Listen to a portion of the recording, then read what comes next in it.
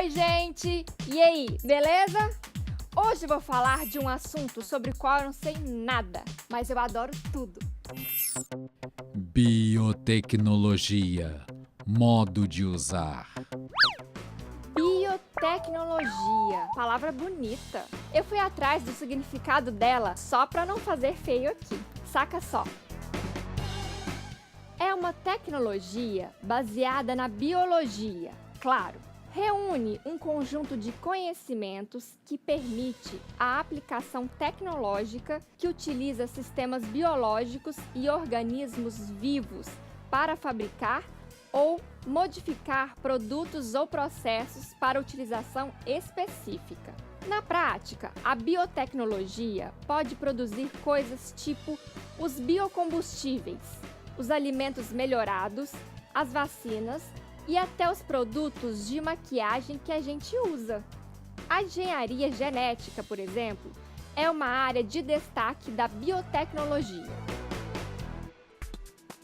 Bom, eu acho que é mais fácil eu mostrar uns exemplos do que ficar aqui falando e falando, não é mesmo? Então vamos lá. Essa tecnologia está sendo usada para combater a infestação do mosquito Aedes aegypti aqui no Brasil.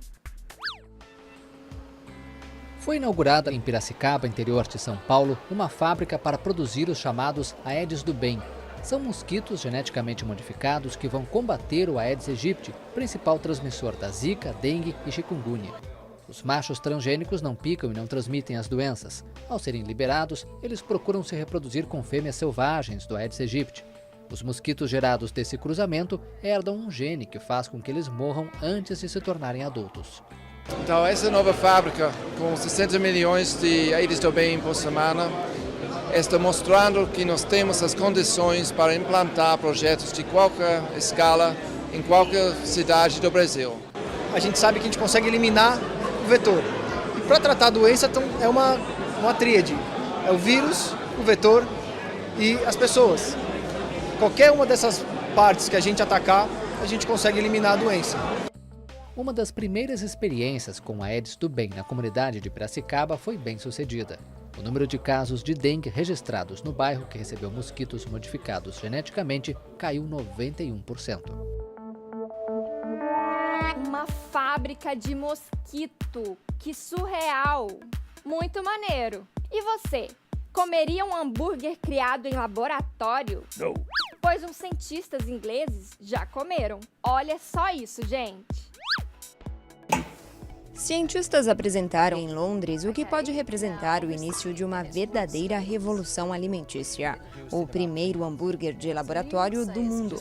O alimento foi criado a partir das células-tronco de uma vaca ainda viva. Parece carne, não é tão suculenta, mas a consistência é perfeita. The consistency is perfect. The absence is, I feel like the fat. A ausência de gordura, mas a mordida é igual a de um hambúrguer convencional. Feels like, a conventional hamburger. Today we have seen proof. Hoje vimos uma prova pela primeira vez no planeta de que é possível fazer carne através de células retiradas de uma vaca e não produzidas dentro dela. O hambúrguer de 140 gramas custou mais de 250 mil euros, ou seja, mais de 700 mil reais. Uma experiência cara, mas que serve como primeiro passo para o consumo sustentável de carne. Mas isso, segundo os pesquisadores, só deve ser possível daqui a uns 10 anos. Será que esse hambúrguer é gostoso mesmo? A cara da pesquisadora não me convenceu, não. Bom, da comida, vamos passar para a saúde. Nesse setor, a biotecnologia está bombando. Os cientistas chilenos, por exemplo, estão estudando as superbactérias da Antártida. Sabe pra quê? Pra quê? Pra quê? Não conto. Assiste aí. O estudo foi apresentado na capital chilena Santiago. Após analisar 80 amostras colhidas no solo antártico, os cientistas identificaram mais de 200 bactérias de diferentes espécies que têm um amplo potencial de aplicação na medicina. Estos microorganismos habitan lugar que, evidentemente, para todos resulta bastante severo. Estes microorganismos habitam um meio com condições climáticas muito severas, O nível de dificuldade que encontram diariamente gera estratégias para competir e sobreviver bem diferentes dos micro-organismos de outras regiões do planeta. Podem ser novedosas respecto às estratégias das bactérias que habitam latitudes mais baixas. A pesquisa, desenvolvida com o apoio do Instituto Antártico Chileno, coletou amostras no arquipélago de Shetland do Sul e em setores continentais da Antártica, próximo às bases do país. Temos como alvo patógenos que não podem ser tratados com os antibióticos normais, já que muitas bactérias aprenderam a se defender da medicação existente. A ideia é usar novos tipos de antibióticos que produzam uma ação não reconhecida. Assim, as bactérias não vão saber como se defender. Segundo o estudo, o uso excessivo de antibióticos provocou o aparecimento de bactérias resistentes, difíceis de controlar com medicamentos ou antibióticos convencionais. A cientista Maria Soledad advertiu que vão ser necessários mais 10 a 15 anos de pesquisas para se poder usar um novo composto antimicrobiano em seres humanos. Caramba! Que máximo esse estudo! E tem muita coisa boa sendo desenvolvida pelos cientistas no mundo todo. Olha só o que os norte-americanos estão conseguindo fazer. Sinistro, sinistro. Bill Kocheva ficou tetraplégico após um acidente de bicicleta. Graças a uma nova prótese neurológica, ele voltou a usar o braço e a mão direita para comer e beber. Foi impressionante porque pensei em mover meu braço e ele se mexeu. Podia movê-lo para dentro e para fora, para cima e para baixo. Genial! Sou o primeiro do mundo a fazer isso. A tecnologia desenvolvida em Cleveland, nos Estados Unidos, contorna a lesão da quarta vértebra cervical do paciente de 56 anos. Bill tem 2 dispositivos sobre a cabeça. Há ainda 192 microeletrodos implantados cirurgicamente no cérebro, que enviam sinais a outros colocados no braço e no antebraço. Fomos capazes de captar sinais elétricos que representam o pensamento dele e utilizá-los para estimular o braço e a mão. Os cientistas dizem que para que a prótese seja usada no dia a dia, é necessário aumentar a potência dos implantes e eliminar os dispositivos exteriores. Apesar dos desafios, pacientes e médicos só festejam a conquista inédita da ciência. Deve ser uma sensação incrível ajudar as pessoas assim. Me deu até vontade de estudar biotecnologia, virar cientista e fazer pesquisas incríveis que vão melhorar a vida de muita gente. E aí, imagina eu ganhar um prêmio Nobel. Não viaja, Mariana! Ah, tá bom, parei. Esse tipo de tecnologia tem outras aplicações parecidas. Achei coisa de ficção científica. Este exemplo bacanérrimo. Milhões de anos de evolução permitiram aos seres humanos caminharem da forma atual. Mas cientistas dizem que a biotecnologia pode levar o homem a uma nova fase, com um dispositivo chamado exoesqueleto, que pode reduzir a energia necessária para andar. As pessoas podem reduzir a energia em até 10 ou 12% e, em média, 7%. Um dispositivo como este pode ser útil para quem sofre de distúrbios musculares ou para os astronautas que voltam do espaço com sequelas e até mesmo pacientes com problemas neurológicos ou que sofreram acidentes vasculares cerebrais ou lesões na medula espinhal. O exoesqueleto é uma estrutura de fibra de carbono para uso externo, que pesa 500 gramas e pode ser utilizado nas 2 pernas. 7% em economia de energia pode parecer pouco, mas os pesquisadores dizem que significa fazer a mesma viagem com ou sem uma mochila de 4 quilos. O sistema foi patenteado e a esperança dos criadores é que seja utilizado por pessoas com mobilidade reduzida em todo o mundo.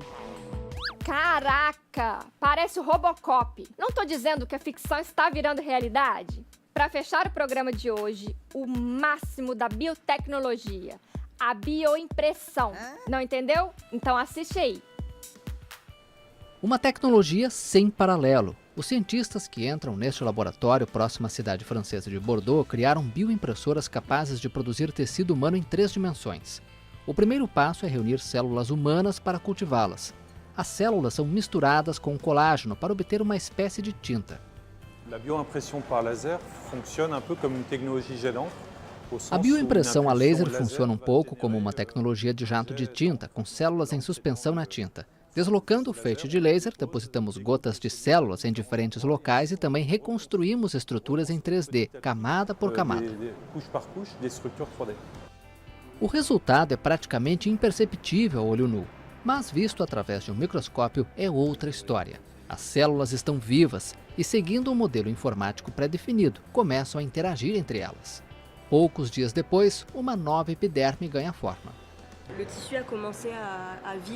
O tecido vive após a impressão. Normalmente, quando é impresso, tem o tamanho de um pequeno círculo. Ele se contrai sob o efeito das células. A empresa e 20 funcionários utilizam atualmente impressoras criadas com a ajuda do Instituto Francês de Saúde e Pesquisa Médica, que também trabalha para obter a própria impressora. Com a tecnologia laser, temos uma resolução de cerca de 20 micrômetros. Assim, podemos imprimir célula por célula e oferecer maior complexidade ao que produzimos, além de reproduzir toda a complexidade de nossos tecidos e órgãos. A tecnologia já despertou interesse. Os laboratórios cosméticos e farmacêuticos poderiam utilizar esta pele para testar novas substâncias e avaliar a toxicidade. Boas notícias para as indústrias, onde os testes cosméticos em animais são ilegais desde 2013.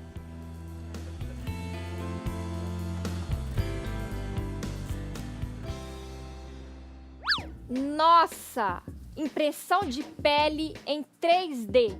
Não dá para acreditar aonde o conhecimento e os estudos estão levando a humanidade. Mas muita calma nessa hora, senhoras e senhores. Precisamos ficar de olho para ninguém usar essas tecnologias para o mal. Um filme que eu não queria ver na vida real de jeito nenhum é O Exterminador do Futuro. Deus me livre 3 vezes. Mas se você quer ser um cientista do bem, pode ir começando a mergulhar nesse universo assistindo as 2 séries da Multirio. Se liga na dica! As séries Detetives da Ciência e Como é que é falam de ciências e mostram experiências que você mesmo pode até fazer em casa, fora que são pra lá de divertidas. Assista no portal da Multirio, www.multirio.rj.gov.br. É só acessar a videoteca. Vai lá! Os raios têm energia estática? Claro! Bom, está de bom tamanho por hoje, né, Multiclubers? Tô indo nessa. Tchau! Bora brincar de cientista? Vou te ensinar a experiência da vela que faz a água subir. Você precisa de um pouco de água, um prato fundo, uma vela, fósforos, um pouco de tinta guache para colorir a água e uma garrafa de vidro. Primeiro, colhe a vela no fundo do prato. Depois, despeje a água, pingue um pouco da tinta para colorir a água, porque fica mais maneiro de ver o efeito. Depois, acenda a vela e coloque a garrafa de cabeça para baixo, sobre ela. Aos poucos, a vela vai apagando e a água vai subindo. Sabe por que isso acontece? A pressão atmosférica dentro da garrafa, que está maior por causa do calor da vela acesa, vai diminuindo quando esfria, o que permite que a água entre na garrafa. Maneiro, né?